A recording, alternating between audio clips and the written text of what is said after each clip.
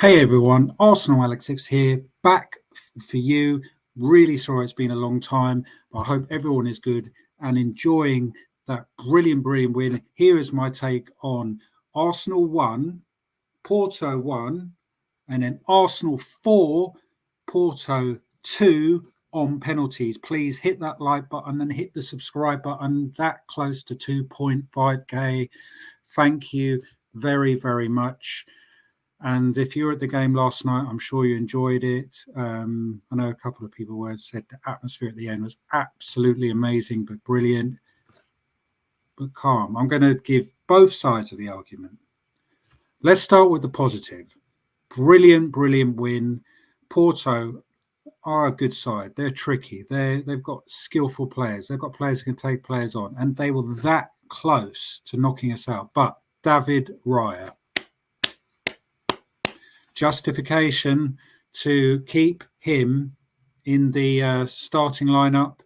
Some people were calling for him to be subbed on for Aaron to bring on, but for why? I mean, Ramsdale should never ever play for the club ever again after his absolute stinker from the weekend. So yeah, absolutely amazing. We go through, but by the skin of our teeth. Skin of our teeth. Okay, just have that right. If it wasn't for David Raya, it could have been Porto in the next round, and we're into the draw for tomorrow.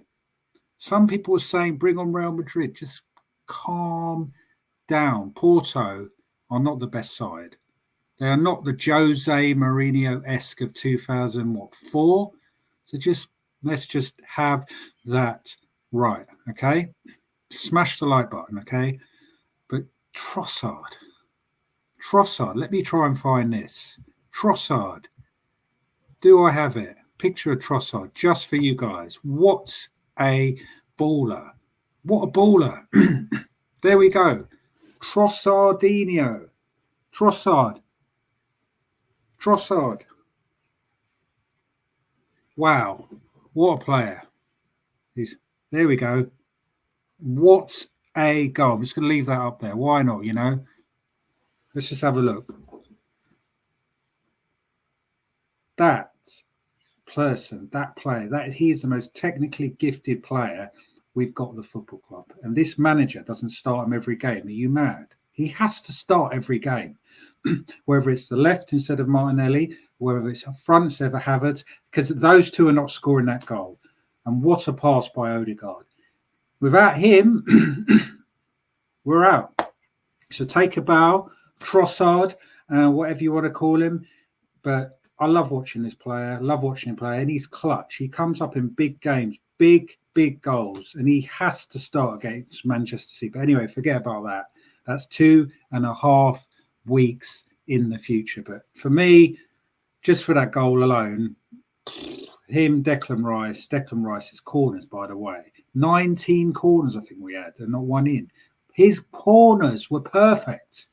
Okay, his corners were perfect, but we are happy in the set piece merchants, and Porto defended them so well, and they're a valid. They gave it all. Yeah, man, they're a good side, and just technically much better than Premier League teams, the Portuguese leagues. I mean, with the feet, so. It's just not pace and power like the Premier League. So what do you think of it? Who was your man of the match? Yeah, for me, I'm going Trossard just for that goal. Because without him, we're out. That's the truth, okay? That is the truth. So Trossard, take a bow, son. What a top world-class goal. And is Trossard world-class? I think he's the closest we've got because all his goals are just top draw, man, and love watching him play. And I, for one, and I'm sure most of you in who's watching this will love to see him play against Manchester City. And what's good, after those excursions, we've got absolutely tons of time to recover. And Declan Rice played well. Odegaard was absolutely unplayable, passing. splitting the lines of defence. But Saka, poor. He was awful. What's going on? Why is he undroppable? Why is he not unsubbable? He could have Havertz was playing all right, getting stuck in, having a go, should have scored. Jesus should have scored. But Jesus is a nice option to come off the bench. So Barcelona we went through, but we were celebrating as if we'd won the bloody Champions League. We're only into the quarterfinals. We need to win. We have to win a trophy this season. Either the league or the Champions League or both. No excuses. He's got his squad. He's got his players. And we are going to have everyone back by the looks of it, including Timber, for Manchester City. So we ain't got any injuries. So it's now time. We're out of the FA Cup enough. So we're literally playing one game a week. Okay, now the Champions League is 2. So he has to go for it and he has to deliver. Who do you want in the next round? I don't want Real Madrid. Some people say bring in Real Madrid. No. Because they will. And if we play like we did over the 2 legs, we're out. We have to step up our game. We have to step up our game. Otherwise, we'll be out.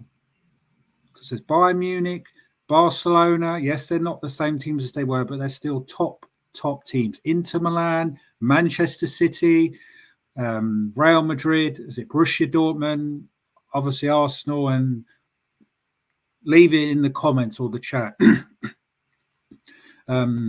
which one I'm missing. Okay, but we go through, celebrate that, enjoy it, but calm down. There's no trophies.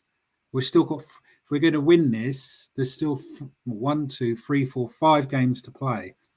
2 knockouts and the quarters and the semis and the final.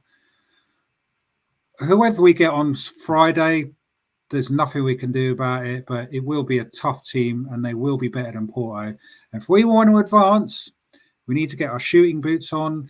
We need to be playing like we are more in the league, in the Champions League, and not being so. We were nervous. Okay, don't be. Play like we have been.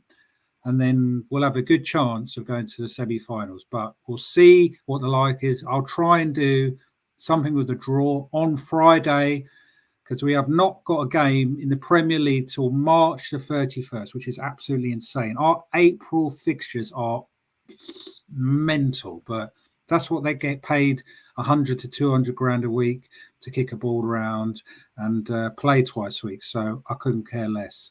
Smash the like, smash the subscribe. Arsenal are into the quarterfinals. And who do you think?